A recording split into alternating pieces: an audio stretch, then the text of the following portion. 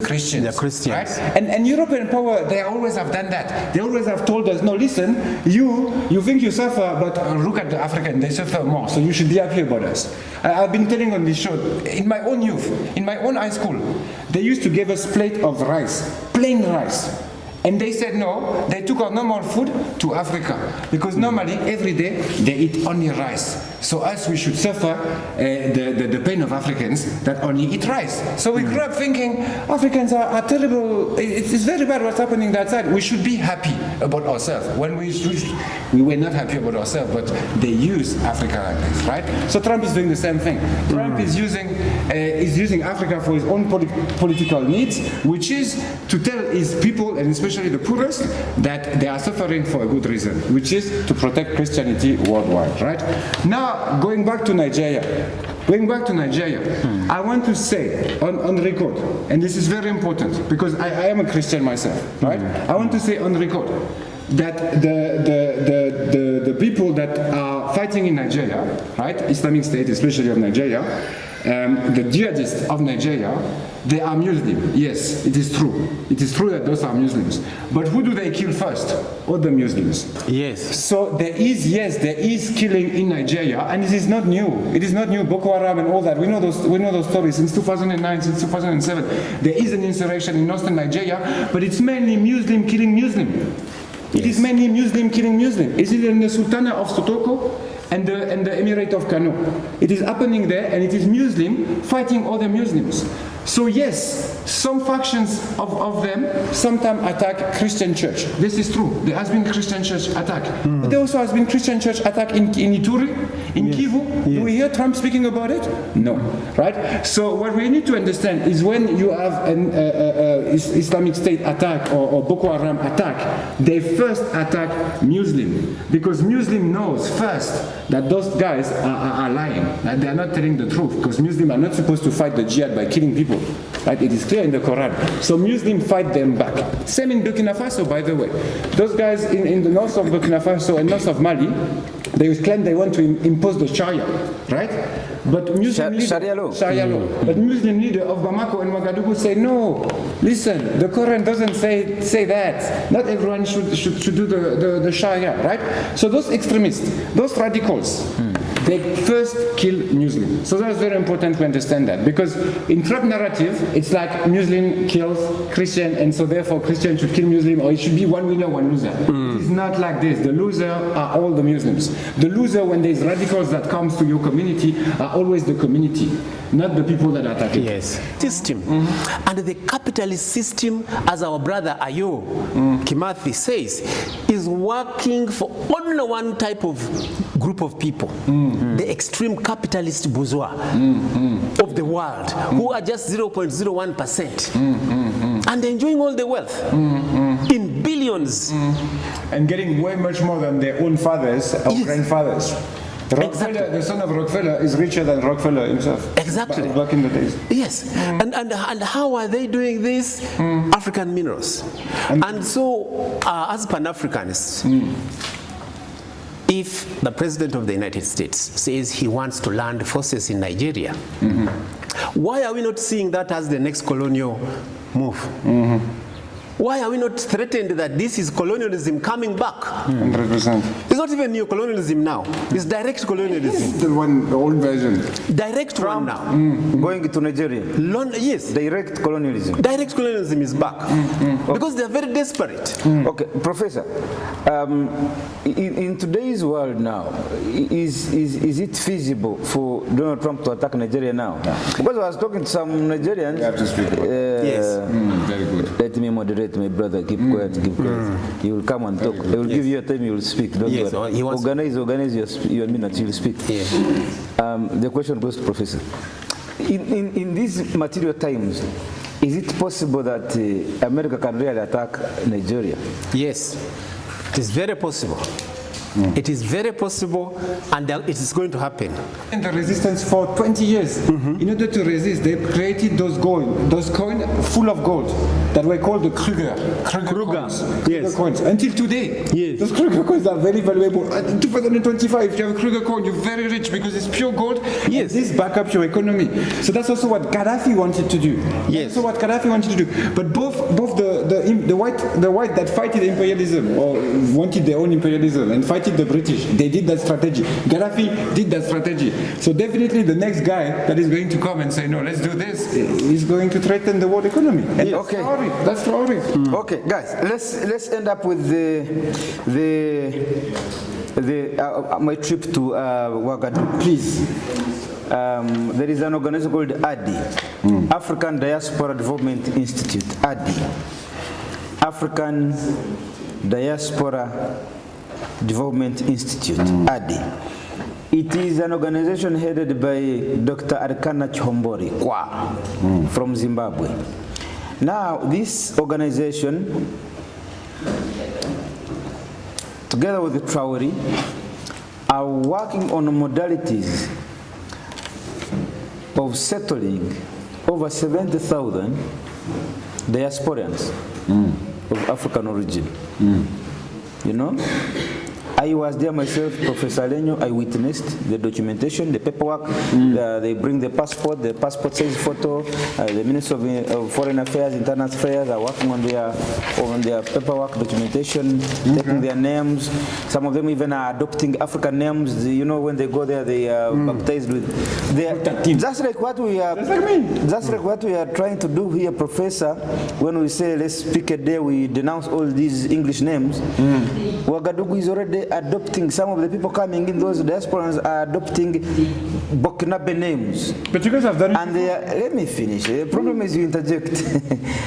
they are integrating them into the society, some of them being accepted to adopt indigenous names from Burkina Faso and other African names.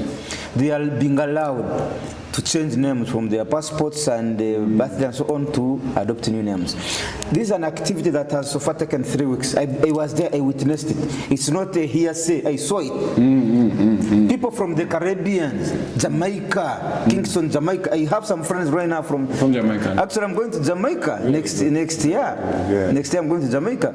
They are willing to host me and they speak Pan-Africans from the, I think we have more Pan-African on the other side, even than some of our parts in Africa here. People are so much into Pan-Africanism. So this is something that we need to look at, Professor, because when you look at Ouagadougou, it's about humanity. Because I also found, by the way, I found French there. I found French people there accepting to become Burkinabe. Yes. So for them, it's not just about the color. It's about humanity. Professor, and that's what we've been preaching in the new Pan-Africanism paradigm shift. Humanity, ideology, not really about color, because we are here, we have different colors, but we're all speaking the same language. Professor, our language is one, humanity. So that's what Ouagadougou is doing, so they are championing that. Free your mind now. Be part of the People's Pan-African Parliament. The Pan-African Pyramid Debate with your speaker, Andrew Irumba Katusabe. The Pan-African Pyramid Debate here with your speaker, Andrew Irumba Katusabe. I am fresh from Ouagadougou, Burkina Faso. How do you like that? Burkina Faso. Yeah, by the way, now I can even try some French. Hey, comment ça va? Ça va bien. You learned with your brother. First speak some French, you man. Non, moi ça va, on peut parler ensemble de Ouagadougou, du Burkina. On est ensemble. On est ensemble. La professeur Alenyo is lost.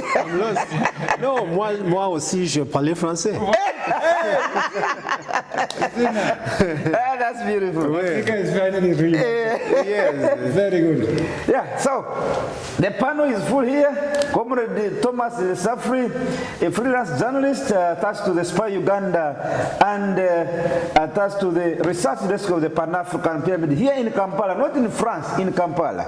You're welcome, Comrade Safri Thomas. Thank you so much. We had sent Comrade Safri last week, 2 weeks ago to Congo. I don't know whether you also came with some gold. Oh, definitely. No, not gold like the You one came with some information. Gold of information. Okay. For the Pan-African. Comrade, our elder here, Professor Alenyo George William, he's an author, he's a writer, and he's an international civil rights lawyer. He's a former legal attorney to the former Chief Justice and the Attorney General of Uganda, Bat Katurebe. He was his legal Assistant. Legal assistant. Yes. That gentleman, Muse, you're seeing there. Very good. But these two men also, no, I think, are you yet a recipient of the Pan-African Award? Of course. Okay. Of course. I thought they had forgotten. Like this, we got a Pan-African Award. I thought they had forgotten. So I am seated with the two recipients of the Pan-African Pyramid Global Awards. The host, the speaker, has not yet got even a single certificate. Is it? But he's got a certificate from himself. himself. The only certificate they got was from Cuba, the country of Cuba. Okay. Through the ambassador of Cuba then. He's the one who appreciated my works. Okay. I think it's the anniversary of the revolution soon. Yeah. Yes. Be there. We should be there. So we are going to be touching a number of topics. Number one is Trump proposed military intervention into Nigeria. Is Trump the messiah to Christians that have been waiting for, or the vampire to Nigeria's resources, especially now that Comrade Dangote is already in production. Africa's biggest oil production is in Nigeria, courtesy of Dangote. So we are looking at wherever there is oil production, Trump will always find something to cling on and then go and bombard you and steal your resources. We will discuss that. ADI, African Development Africa Diaspora Development Institute, called ADI, which is headed by my elder Dr. Arikana Chombori and Traore, the president of Burkina Faso, are working on the processes of integrating over 70,000 African diasporians. I left last week Burkina Faso when the signing was almost complete. They're integrating them into society. Over 70,000 Africans from the Caribbean and so on are all going to be integrated in Burkina Faso. We will look at that. What are lessons we are learning from Burkina Faso, Traore, compared to Trump, who is actually ejecting people. We will discuss that. Then also, Professor Alenyo, Uganda has the newest mayor in the name of Zoran Mamdani. Zoran Mamdani, a Ugandan of Indian descent, now the new mayor of New York. We'll also be looking at that vis-a-vis what Trump is talking about, evicting immigrants from United States of America. Actually, when all countries. When people are electing immigrants to lead America, Trump is deporting them. Beautiful, beautiful. Yeah, it's a very good internet. Then we want to look at the spirit of Nyerere, whether it's happened with what is happening with Tanzania now, with Suluhu especially. The spirit of Nyerere versus Suluhu, the current president, in regards to the just concluded elections. Unless I've forgotten something that is of great interest to you, then you could remind me. I put it on our notepad. We have to talk of what happened in Madagascar. Over October. Madagascar. After some journalistic research, it seems like the French had a high involvement against Malagasy people. So we have to speak of what's happening to our brothers. Okay, so let me ask you in your opening remarks, maybe you could start with that. You give us a hi. Yes. Yeah. In your opening remarks, I give you 2 minutes. Okay.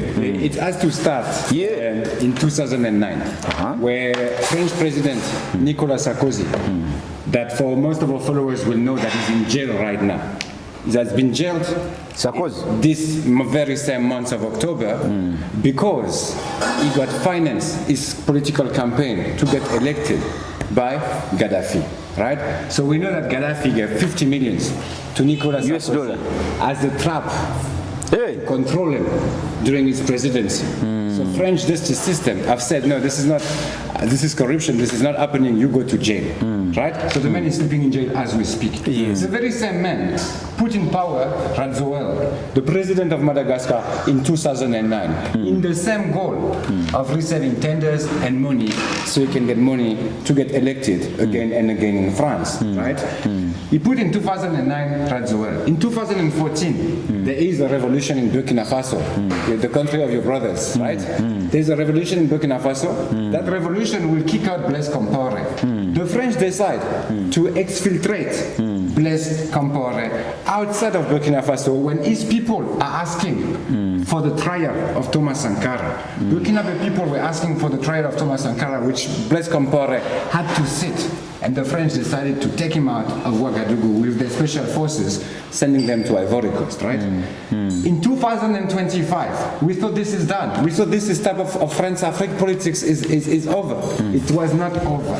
The Malgache people, the Gen Z, start to call that they were tired of the puppets of Western powers that was Andy Rajoel. When they decide to kick him out of presidency, right? They fight in the streets, and then the army, they said, oh, enough is enough, we are not going to shoot our own people, right? We are not going to shoot our own kids that have demons that are legitimate. At that moment, we don't know much about Rajoel and the French connections, right? And then suddenly, we see a plane leaving Madagascar, a French plane landing in Madagascar, catching a man and taking him out of the country. This was the president. The French exfiltrated the president of Madagascar when his people wanted justice. Right? It is very important we notice this because then he was sent to Dubai by the French once again. And in Dubai, he claimed he's still the president. He claimed he was still the president of Madagascar. Right? Then the new power in place in Antananarivo decided to expose the truth. And the truth was that Andy Rajoel, president of Madagascar from 2009 to 2025, is actually a French citizen since that very same year of 2014. So Nicolas Sarkozy gave nationality to Andy Rajoel, right, in order to establish his political networks and connections and corruption in the islands, right? And you see that now the government of Madagascar has taken out the nationality of the ex-president, Andy Rajoel, president of Madagascar from 2009 to 2025, is not Malgache anymore. He's only French. The only passport is carried is a French passport. He's not even Malgache anymore. You understand, your own president, not even being from your country like this. He has the French nationality, he doesn't have the Malgache nationality anymore, right? The current president. The current president. Then you have the one who was taken over. The one that was taken off. No, the one who was taken off. Taking off. He's a French guy. The one that come in is friends of Tijani of Niger. So we might see some connections here. He's a friend of? He's a friend of Tijani in Niger, the president of Niger. Niger. Yeah, Niger. Not Nigeria, Niger. So now you ask yourself, why are the French so involved into Madagascar? Irumba, do you know that the French have a monopolistic economic zone in the Indian Ocean that is bigger than Lake Victoria? Like not even Uganda control all Lake Victoria, but now the French, as in the Indian Ocean near Madagascar, they control all the oceans around the islands because they control 5 islands that they call Éparses Islands. They surround Madagascar, offering the French exclusive economic zone. So around Madagascar are some fake islands. Those are real islands, but they're very small. No one lives in them. That surround Madagascar, so the French control whatever is imported or exported outside of Madagascar and have a say about whatever Malgache fishermen, for instance, fish. Or if there is petrol, the French will take the petrol before Malgache.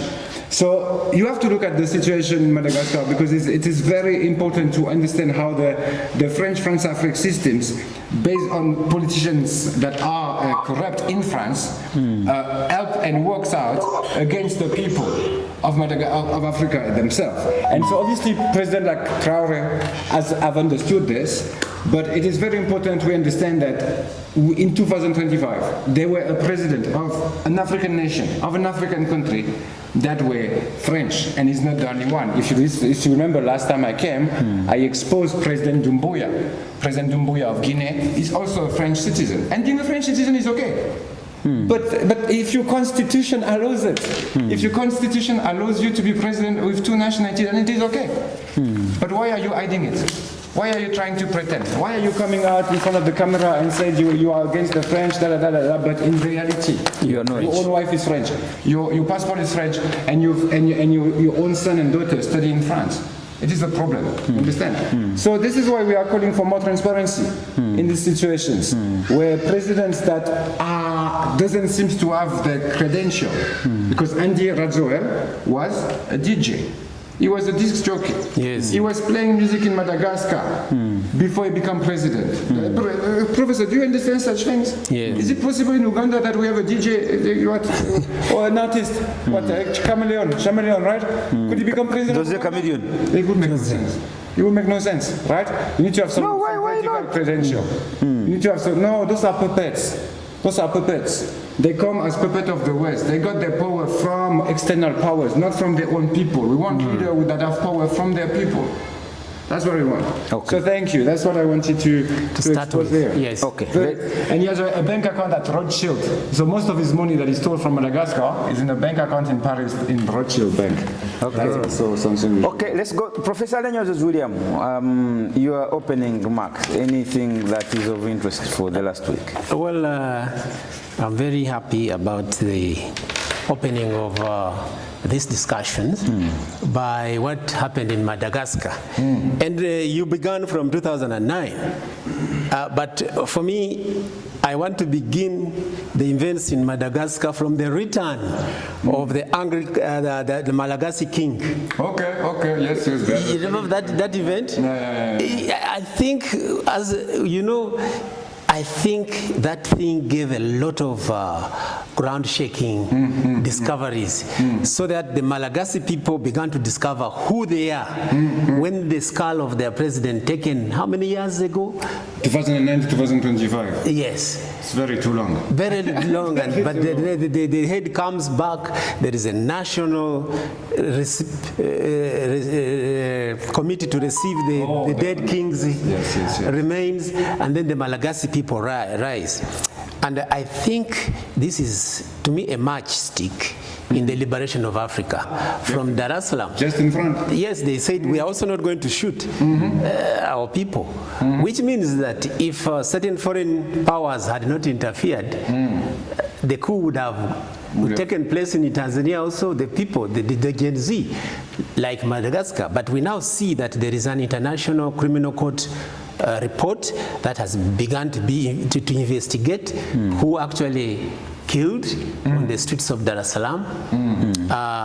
So I think what happened in Madagascar had an impact on what happened in Tanzania, and what is going to happen all over Africa.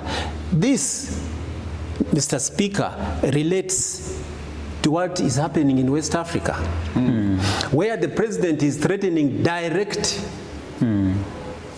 interference in an independent African state. And in that week when he threatened that interference, you saw something happen. The president of Nigeria goes to America to crack a deal. Yes. Because you know Trump is a deal maker. Yes. But what about the soldiers in Nigeria? They wanted to remove government. They wanted to topple government. So I think there is a crisis in the Western world. Capitalism has come to an end. Very true. Capitalism has ended. In the United States of America, as we speak now, there is a shutdown. The government doesn't have money to pay salaries. America? Yes. Are you sure? Yes. There is a shutdown. Even the French cannot pass their budget. We don't have a budget as we speak, when we're supposed to pass our budget in September. Yes. France? Yes. I thought these are problems of Africa. France have no budget as Yes. Wait, Professor. America right now doesn't have money to pay its workers. Yes. Yes. Paid. Let me take a direct kick. Bureaucrats. Let me take a direct kick. two countries are about to collapse in Number the one? Western Hemisphere. Number one, America. Number two, France. France? You're a Frenchman? Yes. No, it's right. Yes. You're a Frenchman? Yes. France is on the verge of collapse because of capitalism reaching its end. Poisoning the country so much Yes. that now the poison is everywhere. Yes. You remember the book written by Nkrumah, Kwame Nkrumah. Kwame Nkrumah, Conscientiousness. that imperialism Yes. is the final step of capitalism. You see, capitalism evolved until it necessitated to have imperialism to export and colonize other countries. The countries were colonized, it is now reaching the end.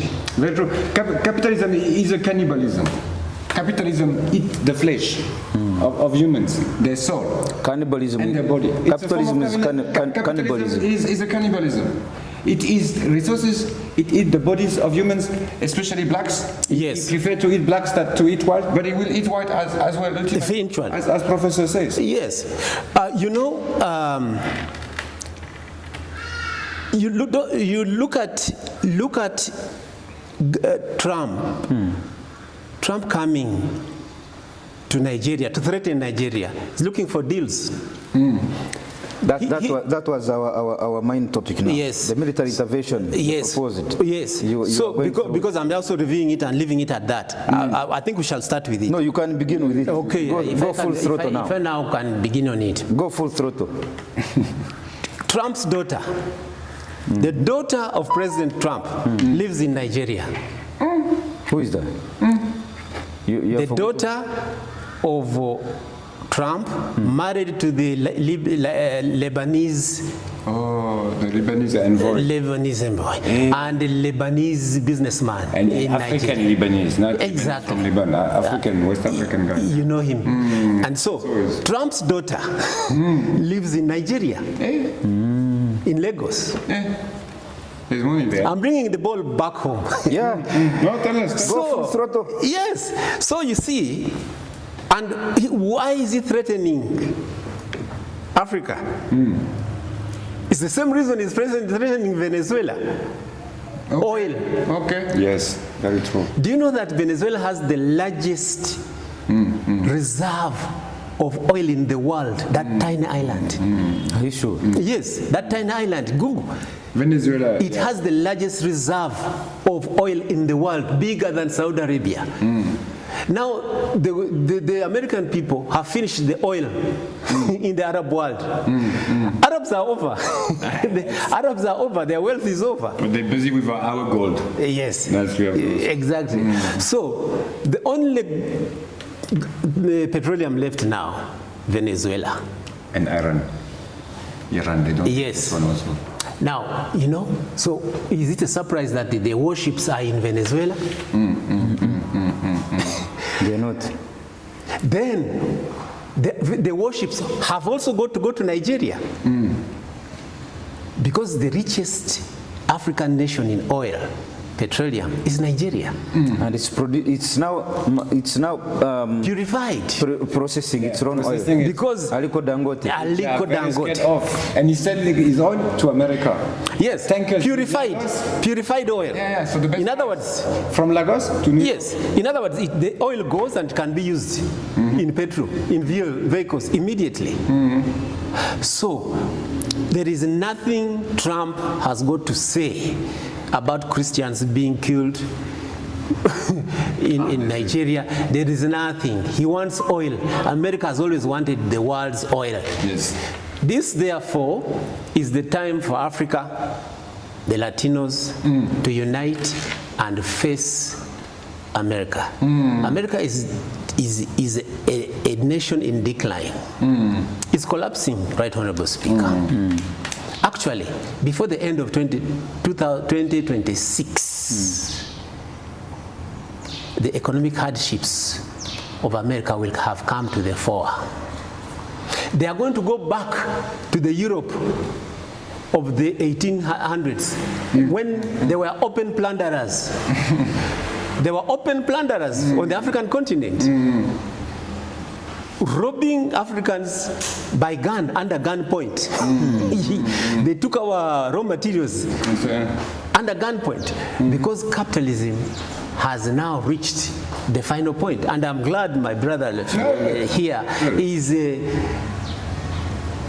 material, is a dialectical materialist ideologist.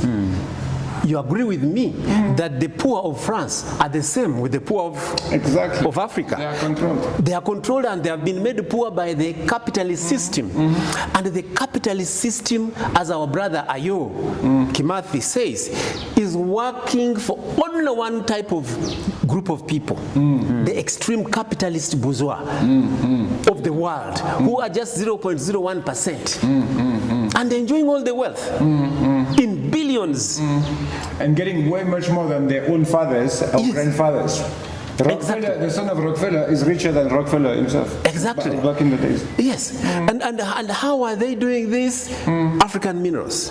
And so, as Pan-Africanists, if the President of the United States says he wants to land forces in Nigeria, why are we not seeing that as the next colonial move? Why are we not threatened that this is colonialism coming back? 100%. It's not even neocolonialism now. It's direct colonialism. The old version. Direct one now. Going to Nigeria. Yes. Direct colonialism. Direct colonialism is back. Because they're very desperate. Okay, Professor, in today's world now, is it feasible for Donald Trump to attack Nigeria now? Because I was talking to some Nigerians. You have to speak about Yes. Very good. Let me moderate, my brother. Keep quiet, keep quiet. You will come and talk. I will give you a time, you will speak. Don't worry. Organize your minutes, you will speak. The question goes to Professor. In these material times, is it possible that America can really attack Nigeria? Yes, it is very possible. It is very possible, and it is going to happen. If not this year, next year, or next year but one. As I told you, they are looking for minerals. They are looking for fuel. They are looking for oil.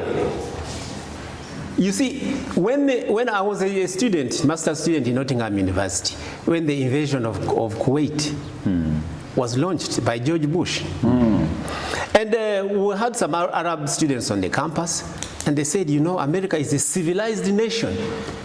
It cannot attack Kuwait. And I told them it will happen. And what happened? The Americans launched an attack on Kuwait. They called it Free Kuwait. But as they landed forces into Kuwait, they also landed huge containers siphoning oil. So is it possible that America can attack Nigeria? Yes. There will be warships. As those warships bomb the interior of Nigeria, there will be other warships, cargo warships, taking the oil from Nigerian ports. They will be there. That has happened. They will send 7 warships. 2 will be military. 7 will be for smuggling. That Dangote's refinery has embarrassed America. They will send 1 drone. It will obliterate the office. The taps will be open. American ships will take all the oil. That's what's going to happen. These are thieves. These are plunderers of the world. Americans. Yes. So it is possible they're going to do it. Because that's what they do. Okay. Now, number 2, my question goes. Let's look because they have ever done it in Kuwait. And let me tell you also this. Let people know this. In all the areas, in all the Arab countries that have been attacked, mark you, they have always attacked countries which are on the lake, on the ocean shores. So that while the attack is going on, the ship are loading oil. Right, Honorable Speaker, a ship, an American cargo ship, can load oil on itself for 3 months. And that oil can serve a country for 3 years. Yes, it's a big, huge container. Tankers, Tankers. So while they were attacking Libya, tanks and tanks were loading on the shores, on the ports of Benghazi. You see? You see our friends from Benghazi who came here? they were seeing more cargo tankers coming to steal oil than warships. Very true. So look, Libya on the coast. Kuwait. So Kuwait. On the coastline. So Nigeria is geographically the type of nation that America attacks. Okay. And they have the type of oil that the Americans want. Yeah. You see, Dangote has shocked the world. And I'm surprised that African countries are not supporting Dangote. Yes, so you wanted to ask me a second question. So my second question is, let's interrogate Trump's claim that Christians are being killed in Nigeria and Muslims want to take over. Let us interrogate that narrative. Is it true? If there are people dying in Nigeria, are they dying on the account of them being Christians? Or they are dying because there is a war going on there? Because I am sure, Professor Alenyo, you are aware that there is war in Nigeria. Not war in its full scale, but there is scampering for power and mineral resources by Nigerians. But is it a conflict that is targeting a particular Christian sect? Let me hear you. I want to say this. In the next phase of Pan-African liberation, we must revert back to ancient Pan-African faith, the Kemet. So that we avoid being divided and exploited along the world, Western world Christian Islamic division. Right now, Christianity and Islam are being exploited by imperialist bourgeoisie. Yes. The cannibal. The cannibals. They are exploiting Islam and Christianity conflict to exploit the people. To exploit the people.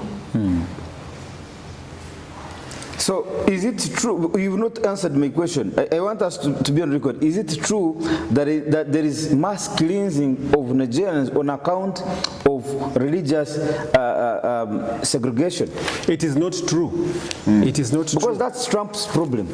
It is not stop true. killing Christians. You see, if you don't stop, I'm coming. If you... But meanwhile, as he comes, he will start getting something. As a Pan-Africanist, I can look at the camera and I say that there is no massive killing of Christians by Muslims in Nigeria to warrant even America coming in. The question to Trump is, how many Christians have been killed? In Nigeria? In Nigeria. We're asking. In which period? Tell us, 2,000 Christians in a month? 2,000 Christians in a year? 2,000 Christians in a week? And I want that figure from Trump so that I can use it to say how many black people have been killed by US police in a month, right now in this year. Yes, if I can get that data from Trump. Am I not right? If I can get that data from Trump, if he can tell me that 100,000 Muslims have been killed this year by Christians, I'll give him data of 100,000 blacks killed in America. So that we also justify Africa launching an attack. We also go and intervene. To save the American brothers. So this is a gimmick about... A classic. Classic gimmick. There is nothing that has happened like that. They are looking for the oil they have to look for. Right, Honorable Speaker, you are in Ouagadougou. Have you seen that the spirit of Africa is rising? Oh, it is fire. I think the center of the African spirit that is rising again is shifting from Ghana up north to Ouagadougou. Yes. Traore. That thing. Traore, what is happening? Professor, let me give you a small example. I'm sorry to intervene. I was in Ouagadougou. I was scammed by these street smart guys. I reported they had assigned me a person to to move alongside. Okay. I reported to him. Police came. Yeah. They asked me for evidence. I gave them evidence. They arrested the guy. In 1 hour, I had my money back. You must lie. I'm not lying. In 1 hour, they arrested the guy. We went to police. They interrogated both of us for me to be able to pin him to the site and give evidence. And he didn't know that I had his number. He had given me his number. So after I pinned him, the guy was seated on the chair. They told him, leave the chair, sit down. Now you are convicted now. Sit down. Bring this man's money. And he brought the money in 1 hour. And they said, when he paid me, they said goodbye, goodbye. I decided even to pick some portion and appreciate the police. They said, no, here we do not accept any appreciation from civilians. Make sure that they said the government pays us. The government pay them. They refuse. And they don't want to show in Africa refuse corruption. I came here compared with Uganda police here. They would take 90% of what they had given me. Yes. 90% if we could even ever get the whole. These guys refused me, and it was coming from my heart. Not that they had solicited. No. When they got the money, I said, please, you have done a good job. Can I? They said, no, please. It's even an offense. So you can see the spirit.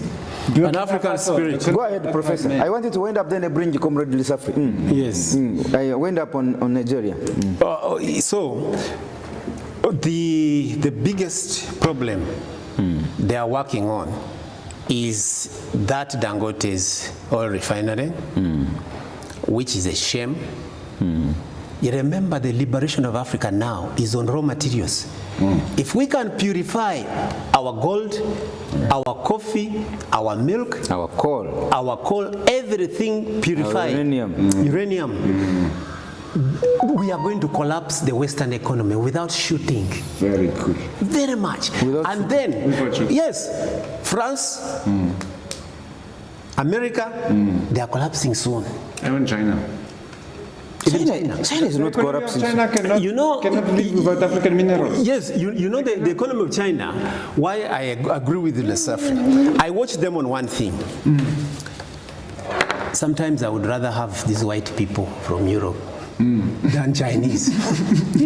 Yes. First of all, these people, even physically, even manually, they eat anything. They are eating frogs, crocodiles, dogs, whatever they are constructing. And that is a very good sign that these people can eat anything. They are threatening the ecosystem. Yes, they are eating anything.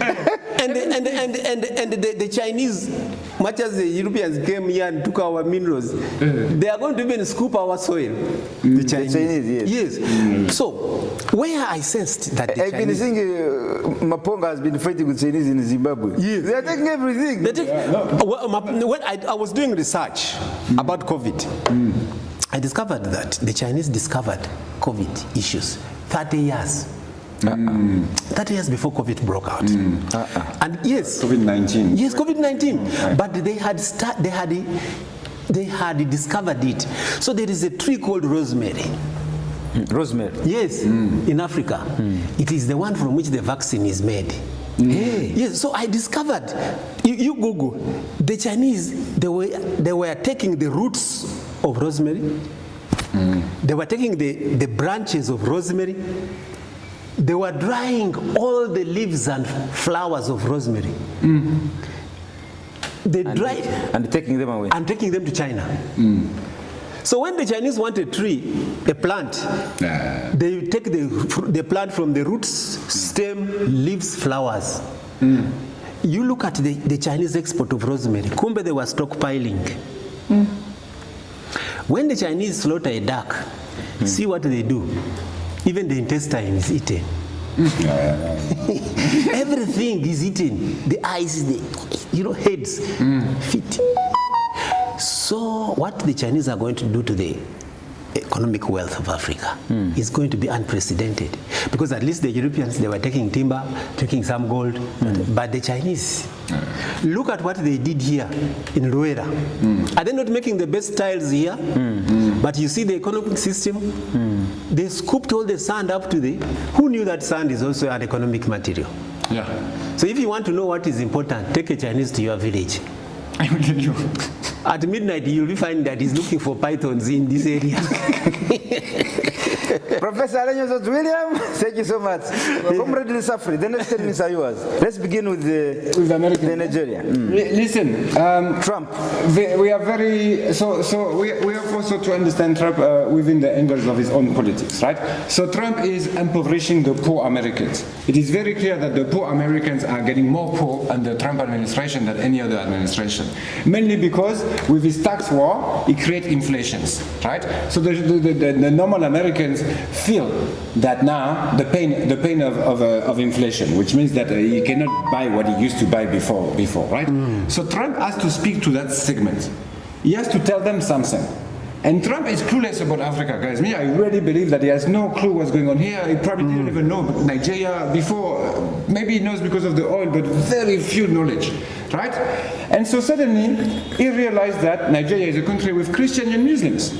So he thinks, in order to tell my people why is it that they're suffering, I'm going to tell them I'm launching a war to protect Christians. Because majority of his supporters, and especially poor supporters, are Christians. So they will understand that message. They will understand the message of, okay, we have to support the Christian of Nigeria, we're supporting Trump, and we are suffering, but at the end of the day we suffer less than the Christians. The Christians. Right? And European power, they always have done that. They always have told us, no, listen, you think you suffer, but look at the African, they suffer more, so you should be happy about us. I've been telling on this show, in my own youth, in my own high school, they used to give us plate of rice, plain rice.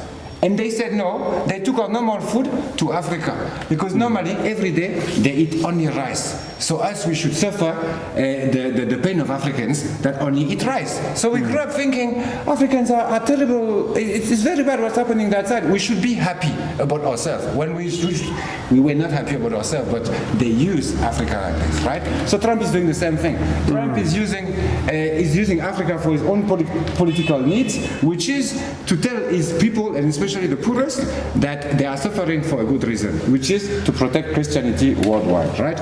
Now, going back to Nigeria, I want to say on record, and this is very important because I am a Christian myself, right? I want to say on record that the people that are fighting in Nigeria, right, Islamic State, especially of Nigeria, the jihadists of Nigeria, they are Muslim. Yes, it is true. It is true that those are Muslims. But who do they kill first? Other Muslims. Yes. So there is killing in Nigeria, and it is not new. It is not new. Boko Haram and all that. We know those stories since 2009, since 2007. There is an insurrection in northern Nigeria, but it's mainly Muslim killing Muslim. It is mainly Muslim killing Muslim. Is it in the Sultanate of Sotoko and the Emirate of Kano? It is happening there, and it is Muslim fighting other Muslims. So yes, some factions of them sometimes attack Christian church. This is true. There has been Christian church attack. But there also has been Christian church attack in Ituri, in Kivu. Yes. Do we hear Trump speaking about it? No. Right? So what we need to understand is when you have an Islamic State attack or Boko Haram attack, they first attack Muslim. Because Muslim knows first that those guys are lying. That they are not telling the truth. Because Muslims are not supposed to fight the jihad by killing people. Right? It is clear in the Quran.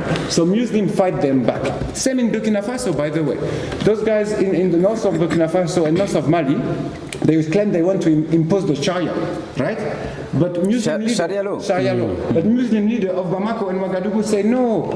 Listen, the Quran doesn't say that. Not everyone should do the Sharia, right? So those extremists, those radicals, they first kill Muslim. So that's very important to understand that, because in Trump narrative, it's like Muslim kills Christian, and so therefore Christian should kill Muslim, or it should be one winner, one loser.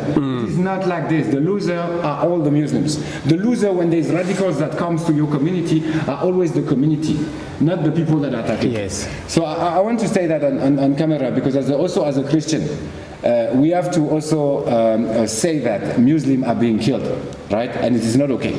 It is not okay. It's not because they're not Christian that it is okay. That is right? Coming back to Trump. What Trump is doing is obviously a run business, right? So he has two sides of business. One side of his business is his politics with his base, the white Americans that are becoming poor because of capitalism, right? And that therefore are angry of the situation, right? So that's why he came with this fake Afrikaners story. When he say, no, white people of South Africa being taken to America as refugees. Yes. Trump takes 0 refugee from Congo, 0 refugee from Sudan, 0 refugee from Gaza, but he takes 8 refugees that are white. It is the same narrative. It is the same narrative. Now he has done it with the white people of South Africa. He needs to find something else. So if he's looking at what? Nigeria. So he can blame like the Nigerian government, which has a lot of oil. You're right. Yes. You're right about the fact that the Nigerian government is doing well in terms of exporting oil and refined oil right now is a threat to America. And Donald Trump knows that if he's managed by any chance to topple the Tinubu government, he might be able to get some of those contracts for himself. He will get. Due to, as you said, his daughter also being around there. Yes. Right? So there is an economic interest in America to Nigeria. And that should be a very good news for us. Can I tell you this? It should be a very good news for us Pan-Africans because that shows Nigeria gaining powers. That shows Nigeria growing. The fact that Trump started to attack Nigeria is an evidence of the fact that Nigerians are doing good. Nigerians are doing good. When Trump starts attacking you, they know that you are doing the right thing. Look at Venezuela. I very appreciate what Professor said, because he said, listen, if they want to take petrol, they can get tankers and get it straight from the coast. That happened in Kuwait, is right. That happened in Venezuela. Yes, it's the coast. The is not in the inland. It's right there at the coast. So me, I would be a bit more concerned to my answer. Is it possible that the US attack? Me, I say no, I don't think so. But can they steal the petrol? Yes, they can try to steal the petrol, but can they attack Nigeria? No, because they will lose like they lost in Iraq and Afghanistan. And I think they have understood they are losers. They even lost in Iran recently. When they attacked Iran. So they lost miserably. Too much people. But yes, you're right. They can still organize drama. Drones. So they can take tankers out of the country in petrol. That's very true. 2 weeks of drone attack. And what they can do as well is that they can claim that Nigerian petrol is illegal or something like this. They can play with institutions saying it's illegal, like they done with the Russian. So now they buy it at cheaper price on other sided market. So they can also do those type of strategies. But can the US Army enter Nigeria and win? That's a no. Yes. That's not happening. And I think they are aware of that. I think deep down they know they can't just enter Africa and win. Yes, comrade. I was looking at Comrade Lesaf. You see, they will not enter the interior of Nigeria. They will park those ships at the coast. They will send a drone attack. It is going to bomb the oil refinery of Dangote. They are going to send drones. They will bomb. Then there will be chaos at the port because the refinery will have been hit. In the process, they will hit Dangote dead. Then oil is flowing free. They just put a tube. You see what they did in Libya? You remember they lit a fire at the port, that the petrol is burning. They killed the surrounding people. After killing Gaddafi, nobody knew who has the key to the oil, who has the refinery keys, who gives the command, nobody. But the tankers were already there. They had put it on the dome of the oil. They are burning some, but here the oil tankers are getting full. And then the tankers are moving. Another one comes. 2 months of war, who is not in charge?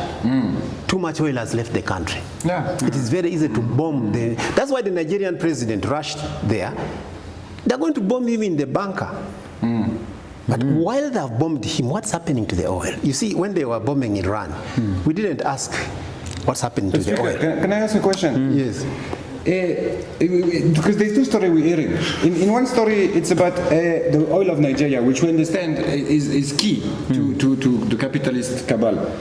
In the other end, what I hear from speaker is that in Ouagadougou, there is resistance being organized by a Pan-African outside of the continent. Can we not use Nigerian of America to also destabilize Americans like the way they destabilize Nigeria? Can we not also use those Pan-Africans that knows to organize? Can we also stop being the victim of this nonsense and being the attackers themselves? Because you know that the best defense is offense. Every coach will tell you the best defense is offense. What can we do with the Nigerian that are currently in America and successful and numerous? Right? Is there not something we can do for the Congolese? There is a diaspora there. They are African. They know it. That is a very good point. They know it. It's a very good. Have you had you are going to meet the Nigerian ambassador? I don't know. I'm meeting him today at 3 p.m. That's a good suggestion. Right back. And that's one of the things. One of the suggestions. Why can't the Nigerian Americans do something? That's a very good proposal. And my proposal, as you go to meet him, is this: where is Dangote? You see, Liko Dangote is the spirit of Pan-Africanism. Yeah. Very many people don't know that he is a descendant of the richest African who ever lived, Mansa Musa. Many people don't know that he's that I didn't know that. Yes, he's a direct descendant. That wealth, Mansa Musa, the richest man that has ever lived. So he has that ancestral lineage. Now, I want to tell Pan-Africanists, we have allies within Europe. That's why La Safra is here. This is a Pan-Africanist. Of course. We have allies. Within French, we have allies. Who are these allies? These are people who understand dialectical materialism. People opposed to the capitalist system. And I can assure you, as he rightly said, this issue of Christianity, Islam, these are used by imperialists to exploit. You remember when Uganda was getting independent? They always wanted to leave a conflict situation. Buganda, which was well developed economically and culturally, they were 500 years ahead of the rest of the communities of Uganda, had to be patched with northern people and Karamojongo, who were 500 years less civilized. Because that one was the potential for chaos in the new Uganda. When they wanted to give independence to Pakistan and India, they first had to separate Pakistan, that these are Muslims, keep them here to watch the Hindu. So all the countries in West Africa, they have civilized the South and barbaric Northern Muslim. And that was a colonial strategy by Britain to destabilize those countries. To patch them together. They patched up one country with uncivilized North and civilized South, Christian South. They wanted to weaken the kingdom. They wanted to weaken. So it was a rich kingdom. Yes, so Nigeria, South is Bantu Christians. North is barbaric Northern Fulani. So how does Africa get out of this game?